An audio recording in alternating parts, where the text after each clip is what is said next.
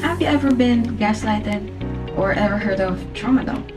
What about considering yourself antisocial? Don't know what those are? Well, let's unpack that. Good day everyone, I am Miss Pristine Arellano, a licensed psychologist from the University of Oxford, and this is Crash Course in Psychology.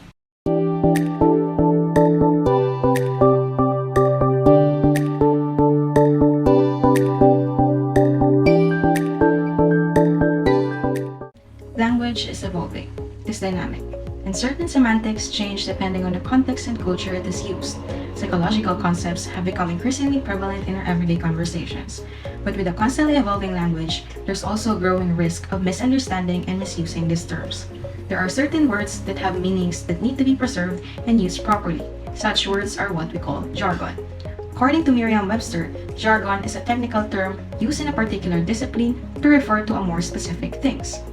In this video, we'll explore some of the most commonly misused terms and we'll unravel the nuances of these concepts, shedding light on what they truly mean and why it's crucial to use them accurately. Join us on this journey to demystify the language of the mind. Let's get started. Gaslighting. In recent times, the term gaslighting has become increasingly popular and is often misused in various contexts, from personal relationships to public discourse. Misuse. Everyday disagreements. People sometimes use gaslighting to describe any situation where they feel manipulated or disbelieved, even in ordinary disagreements or arguments. True meaning.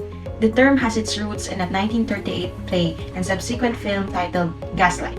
It refers to a specific form of psychological manipulation where one person seeks to make another doubt their own perception, memory, or reality. Key elements of true gaslighting include denial and contradiction, where the manipulator denies things they've said or done, even when evidence proves otherwise. They often contradict the victim's recollection of events. Second is isolation. The victim is isolated from others who might validate their perspective, further intensifying their self-doubt. And lastly, gradual erosion. Gaslighting is a gradual process, eroding the victim's self-esteem and making them question their reality over time. Trauma bonding.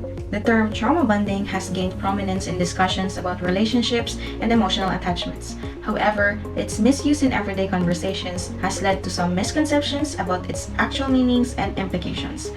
Misuse. General relationship issues. Trauma bonding is sometimes used to describe any unhealthy or problematic attachment in a relationship. True meaning. Trauma bonding is a psychological phenomenon that occurs in an abusive or traumatic relationships. It refers to a strong emotional connections formed between an individual and their abuser, even in the face of harm, manipulation, or abusive behavior. Key characteristics of true trauma bonding include abuse and control.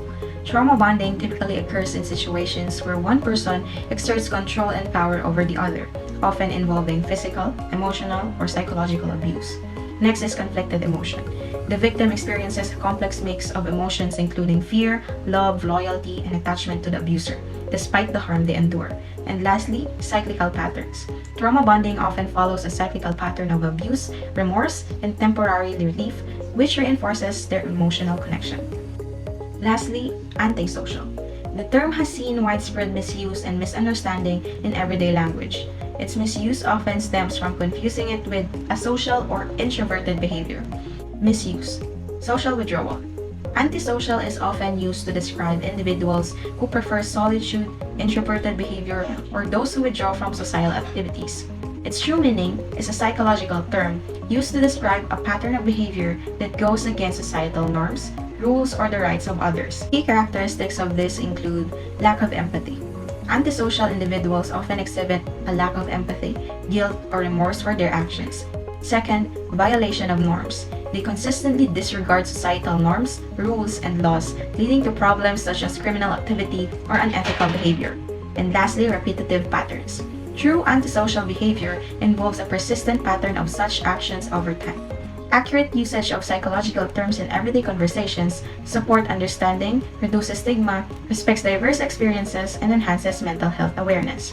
It is paramount to exercise carefulness and awareness in the usage of terms, particularly those pertaining to psychology. So let's remember that words have power, especially when we're diving into the world of psychology, because a little mindfulness can make the conversation a lot less psycho and a whole lot more logical. So once again, I'm Pristine Arellano, your licensed psychologist from the University of Oxford, and this is Crash Course in Psychology.